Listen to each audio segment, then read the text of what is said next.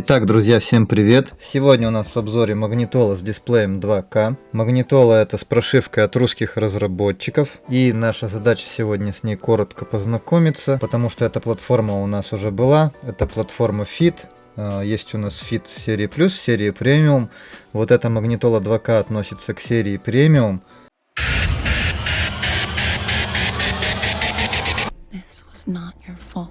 Но дисплей у нее с разрешением вместо 1280 на 720 2000 на 1200. Такие дисплеи у нас называют дисплей 2К. Ну и конечно же первый вопрос, который всех интересует всегда, это подойдет ли она на мою машину, на какие машины она вообще подходит. Магнитолы Магнитолы у нас сейчас есть на российских складах, они уже причем есть давно. Просто из-за того, что был декабрь, перегрузка, Новый год, мы не могли никак разобраться с транспортными компаниями, чтобы наконец-то приступить снова к видеообзорам.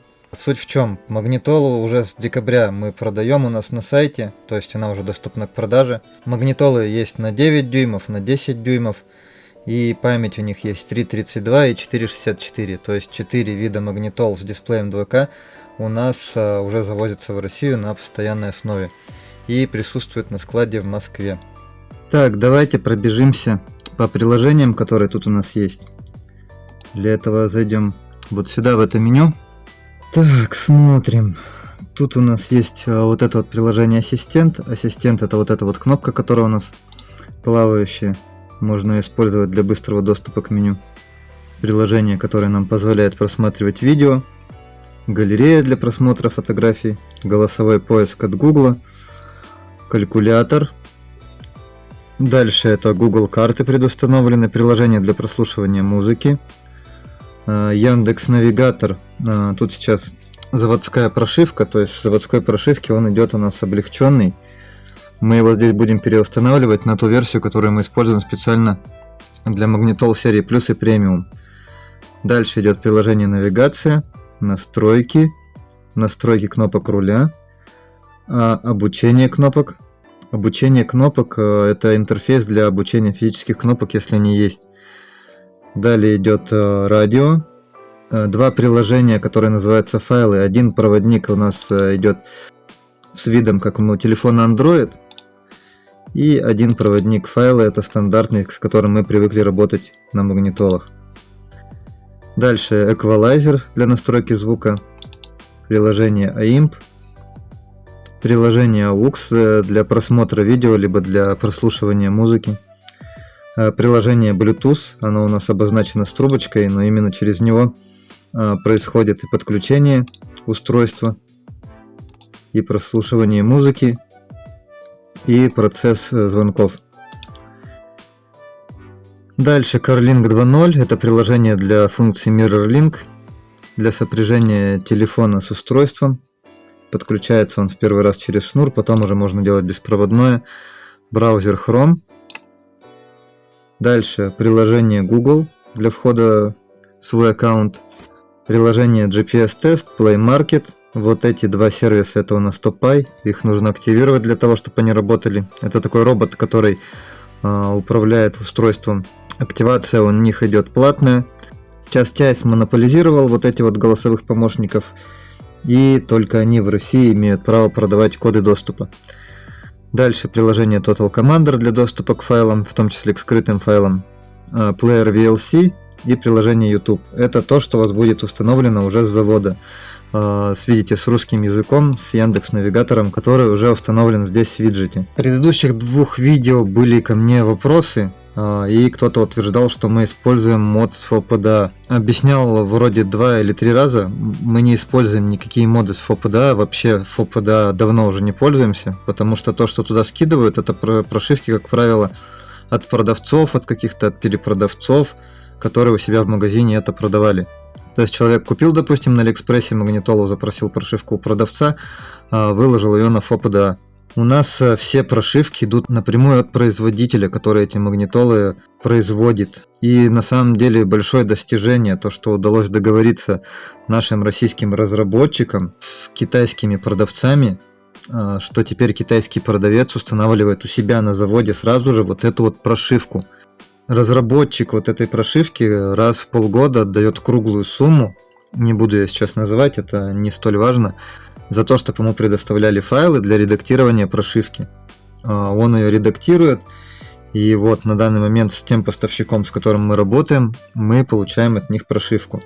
У нас точно так же есть связь с этим российским разработчиком, и в случае чего, если какие-то ошибки возникают, мы задаем в чате вопрос, и он нам помогает эти вопросы решить. Работают, отвечают довольно оперативно, и не хотелось бы, чтобы кто-то думал, что мы какие-то моды с FOPDA скачиваем и устанавливаем у себя на устройстве. Мод на FOPDA похожий, с такими же лаунчерами действительно может быть. Может быть, даже кто-то сделал бэкап от этого производителя прошивки, может быть. Но самая актуальная прошивка на FOPDA появится не сразу, она появится лишь только после того, как ее туда какой-то из покупателей скинет. Сами производители прошивок свои прошивки ценят и не будут ее раздавать налево-направо для открытого доступа, потому что, еще раз повторю, они отдают за доступ к этим прошивкам круглые суммы. Давайте теперь изучим эту магнитолу сзади. То есть, как видим, у нас тут металлический радиатор для охлаждения, также имеется кулер. И здесь вот смотрите, есть выходы. Вот это вот антенна встроенная, антенна 5G Wi-Fi. Вот читайте, 5G Wi-Fi. Это выход для датчика GPS. И вот здесь антенна для 4G. Симка у нас вставляется вот сюда в провод RSA, мы его чуть позже посмотрим на комплектации. Также симку можно вставить вот сюда. Симки здесь идут не микроскопические, а такие симки покрупнее. Также тут у нас есть оптический выход и коаксиальный выход, это для тех, кто увлекается автозвуком. В целом тут особых таких отличий от магнитолы премиум нет. То есть это как раз таки магнитола серии премиум у меня тут в руках на процессоре 7862. Абсолютно у них идентичный корпус, абсолютно идентичные функции. Единственное отличие это изображение и дисплей 2К. Теперь давайте пройдемся по комплектации. Значит, что тут у нас первое? Первое это вот такой вот силовой кабель под скрутку.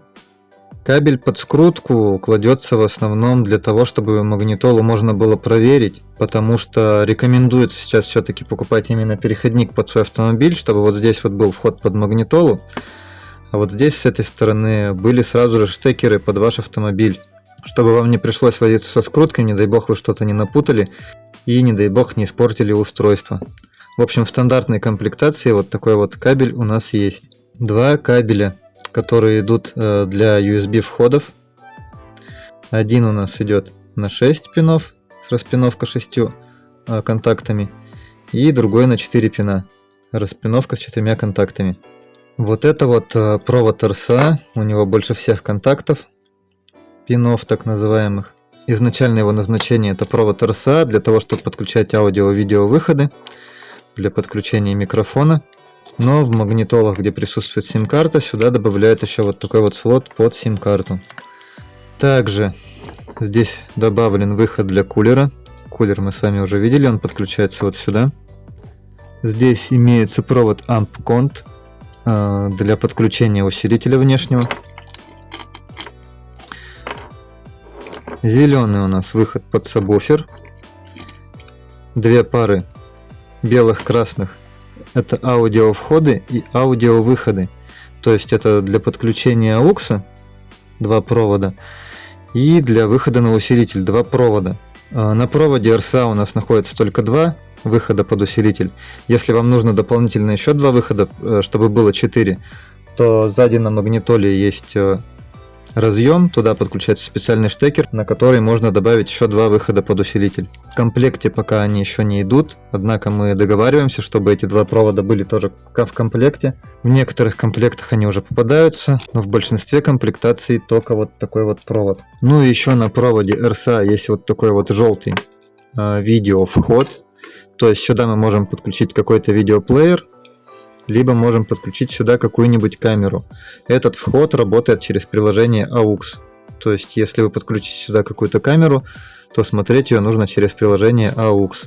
Далее у нас идет вот такой вот кабель с одиноким тюльпанчиком. Это очень важный кабель. Вот этот тюльпан используется именно для камеры заднего хода. Если вы подключите камеру заднего хода к большому RSA, который я только что показывал, у вас задний ход показывать не будет.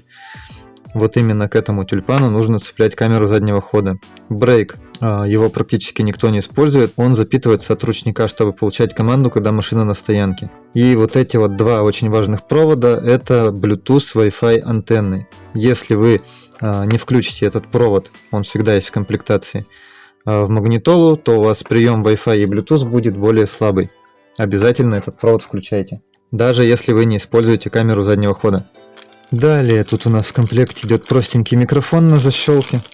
Микрофон не самый мощный, его хорошо слышно именно, когда он находится близко к источнику звука, то есть его надо цеплять куда-то поближе к тому месту, откуда вы разговариваете. И далее у нас идет вот такая квадратная коробочка, это GPS антенна.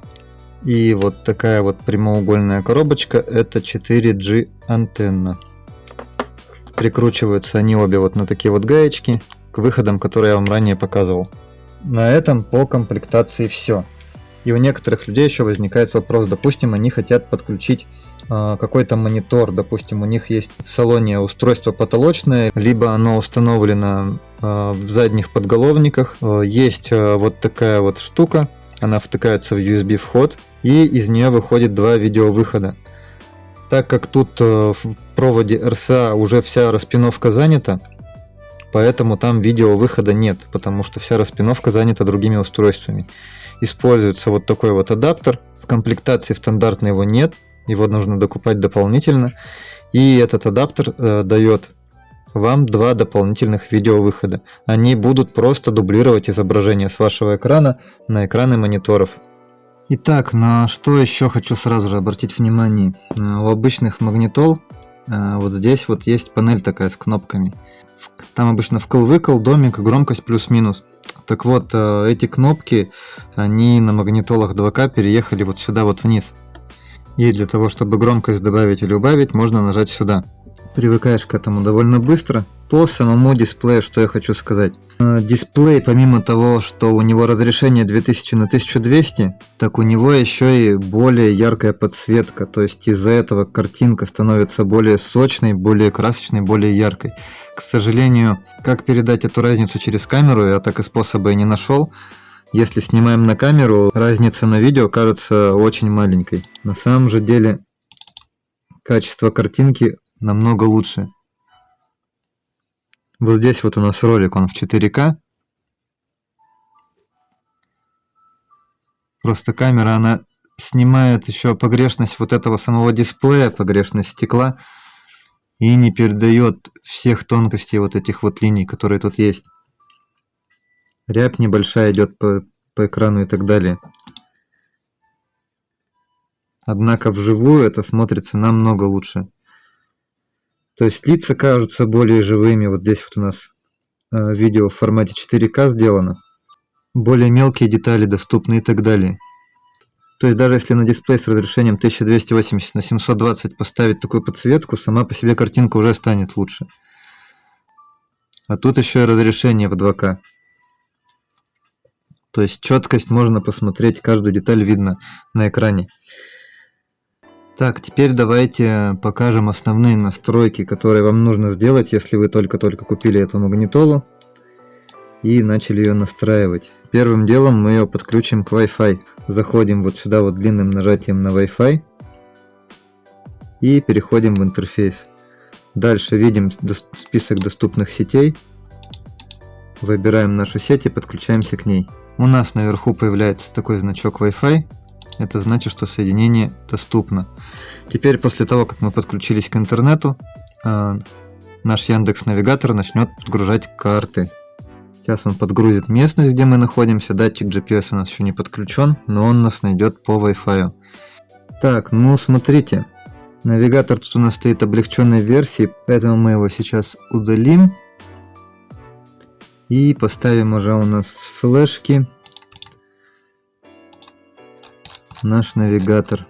Навигатор, который сделан специально для серии Плюс и для серии Премиум. Обязательно даем разрешение на установку. Так, все, приложение установлено. Открываем его. Даем ему все разрешения. И смотрим. Сейчас она у нас уже должна слышать. Алиса, Как у тебя дела? Как у зебры, только без черных полос. Молодец. Обращайтесь. Так, все, Алиса у нас функционирует. Также тут у нас можно авторизоваться. Мы этого делать не будем. Нам это сейчас не нужно.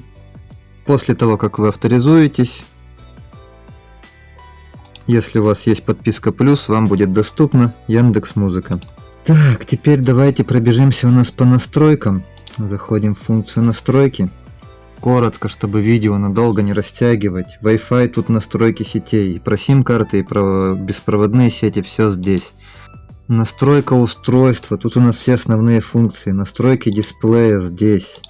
Настройки звука здесь.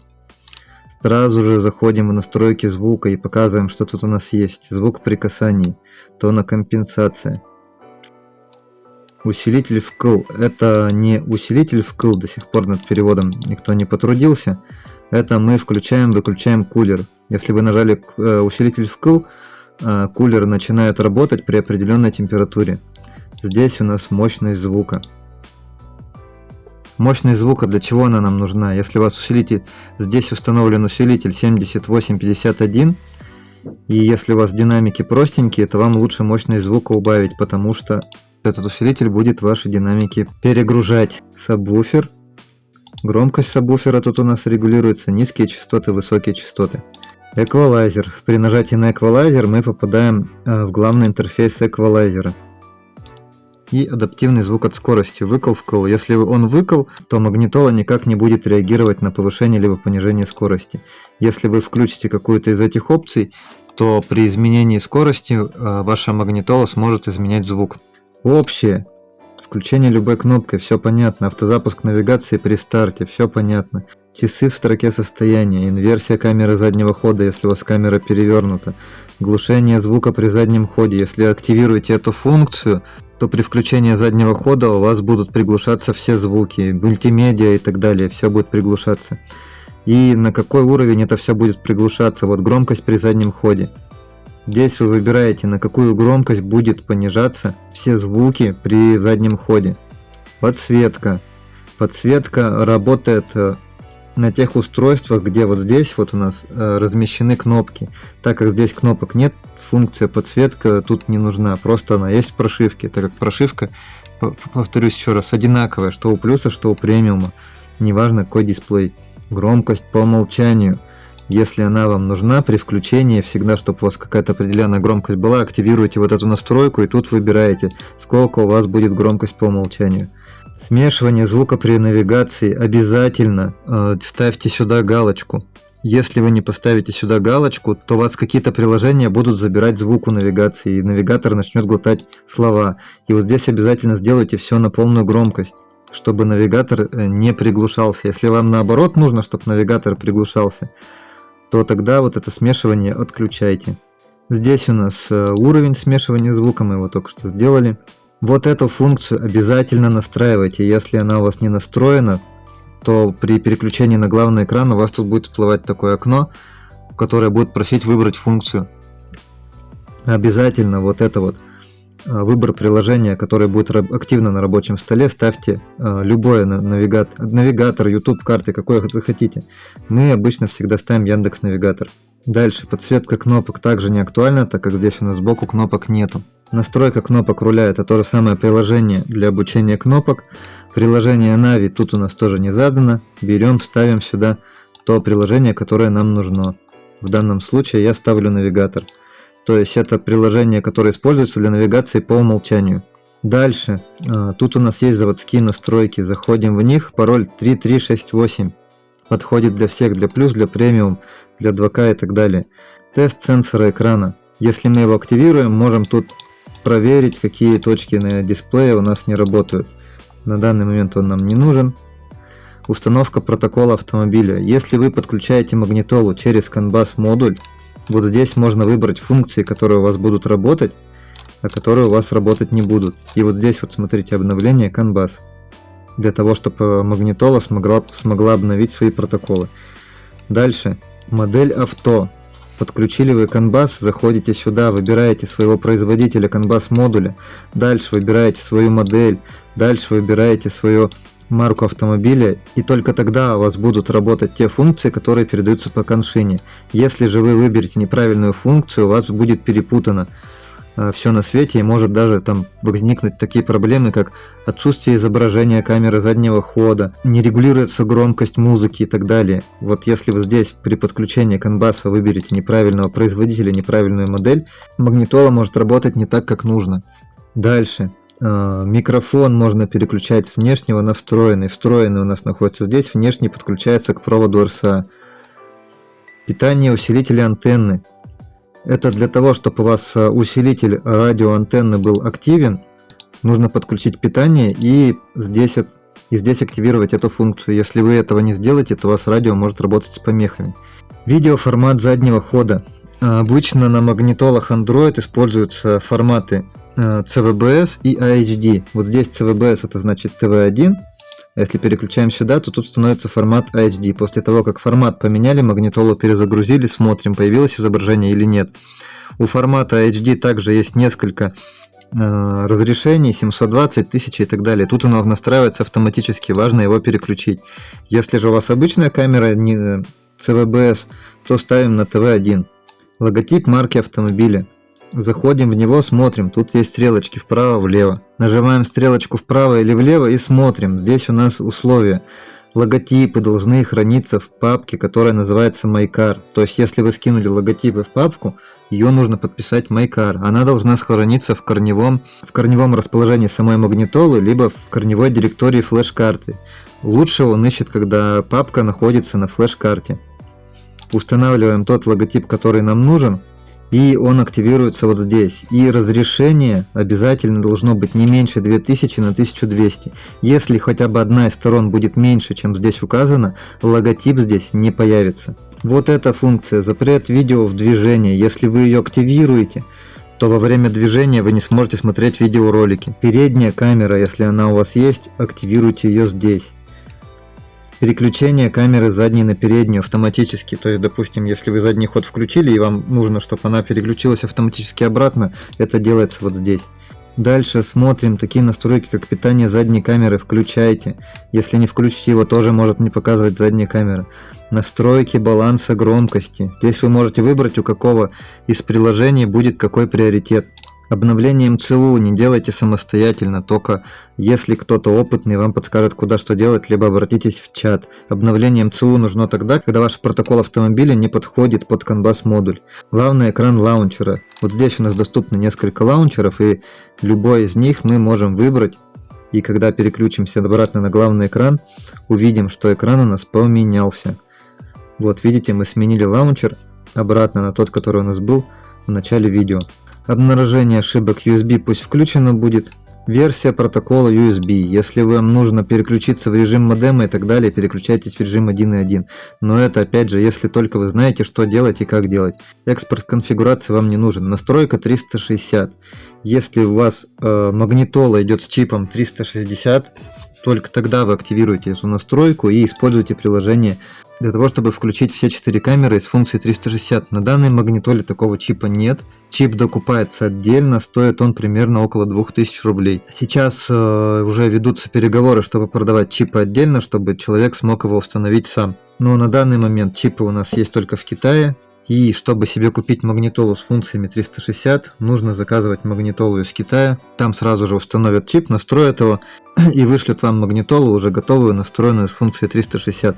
Вам останется лишь поднастроить камеры под свой именно автомобиль. Дальше тут у нас есть настройки, которые никто не использует.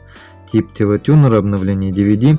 И вот тут есть настройка видеовыхода. Для того, чтобы регулировать изображение на внешнем мониторе, можно заходить вот сюда. Дальше OBD, если вы будете подключать OBD датчик сюда, настройка спящего режима, это мы включаем и выключаем режим сна. Если он включенный, магнитола у нас будет ждать сутки, если в течение суток вы снова повернете ключ, она будет загружаться не заново, а вернется к тому месту, на котором вы этот ключ повернули обратно. Режим сна нужен для того, чтобы магнитола не потребляла электроэнергию, когда вы уходите из машины, чтобы она не садила ваш аккумулятор. Вот, это те заводские настройки, которые нужны будут вам, если вы собираетесь этой магнитолой пользоваться. Дальше тут есть настройки аккаунта, но это ваши личные настройки, местоположение, безопасность, язык и метод ввода. Сейчас магнитолы уже приходят сразу на русском языке, а так раньше нужно было сюда заходить и менять язык. Настройки Google, резервирование и сброс. Вот здесь аккаунт Google, вы можете сюда подключать аккаунты свои. Работа при отключении от CC. И вот здесь вот находится функция автостарт приложений. То есть здесь вы можете выбрать приложения, которые будут включаться при загрузке магнитолы. Ну и здесь данные о системе, настроить дату и время, здесь у нас специальные возможности, настройки разработчика, информация об устройстве здесь у нас есть, и сведения установленных сим-карт, это EMEI 1 и EMEI 2. Вот, в принципе, по настройкам все. Это мы еще пробежались коротко, не углубляясь по каждой настройке.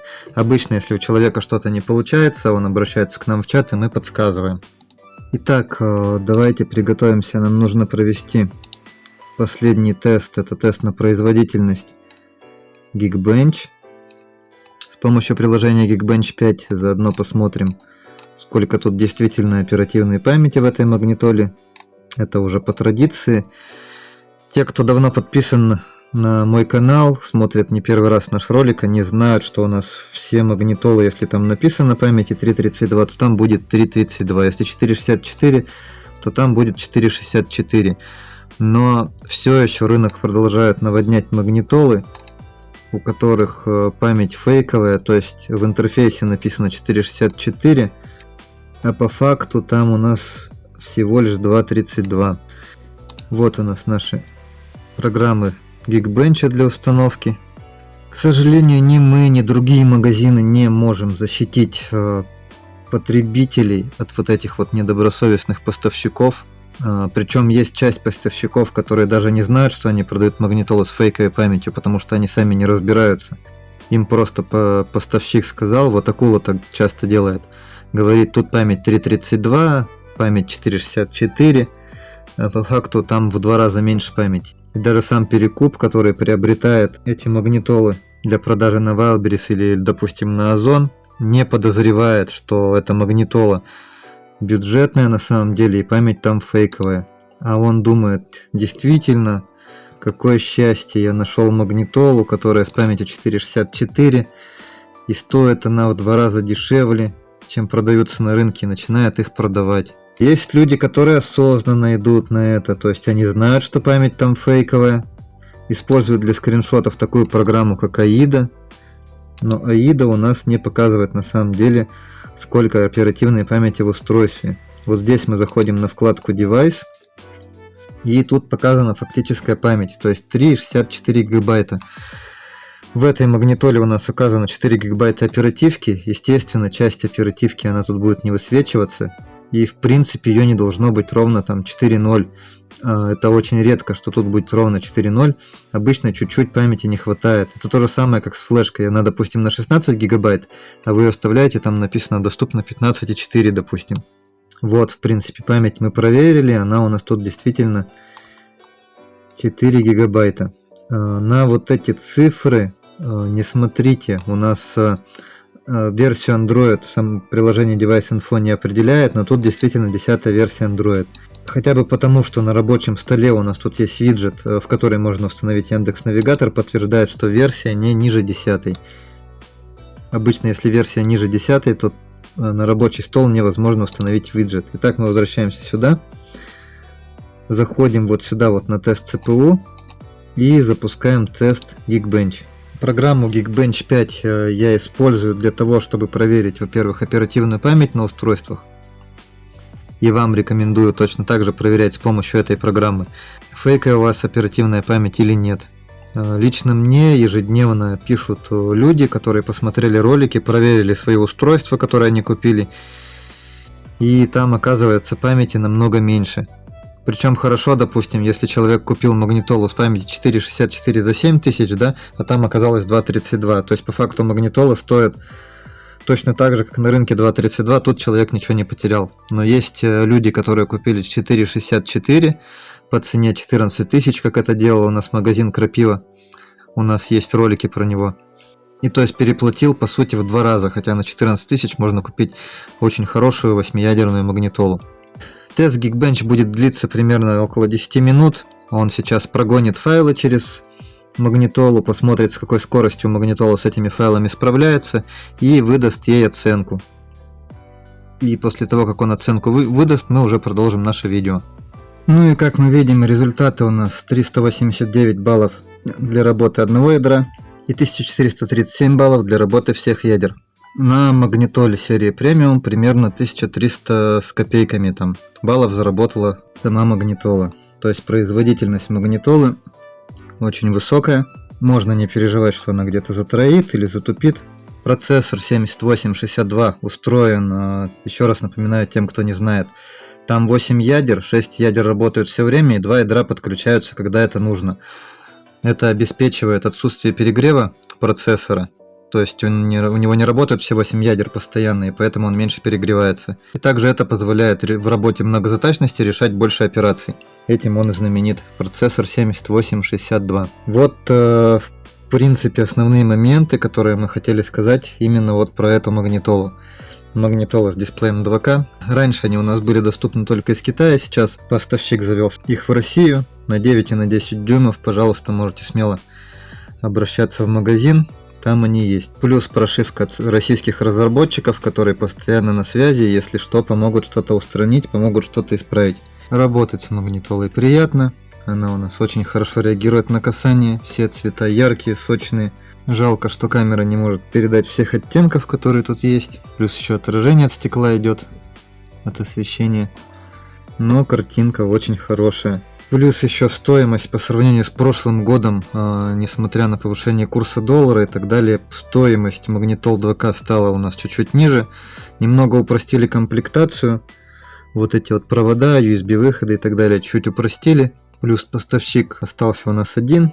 И цены на магнитолы стали чуть-чуть ниже, чем по сравнению с прошлым годом, с прошлым поставщиком.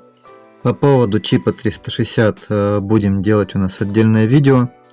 На этом, я думаю, можно данный видеоролик заканчивать. Если остались какие-то вопросы, задавайте их в комментариях. Подписывайтесь, ставьте лайки, приходите, конечно же, к нам на сайт. Всем будем рады. Всем пока!